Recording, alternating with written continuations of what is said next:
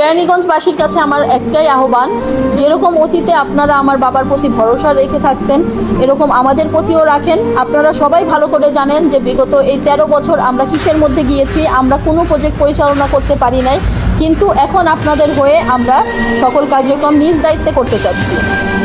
আর এখনও আমাদের প্রজেক্ট পরিচালনা করার জন্য যে আপনারা এখনও কেন পারতেছেন না যে নতুন সরকার আসছে, কারণ আমার সে আগের পূর্বে যে যাদেরকে আমি দায়িত্ব দিছি আমি কাজ করতে পারি নাই, তারা আমাদের দায়িত্বগুলো সম্পূর্ণ করতে পারে নাই।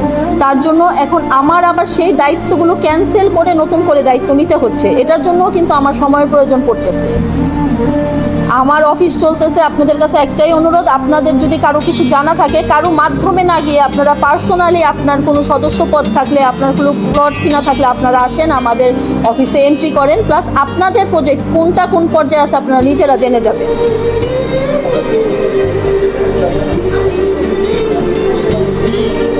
তো জি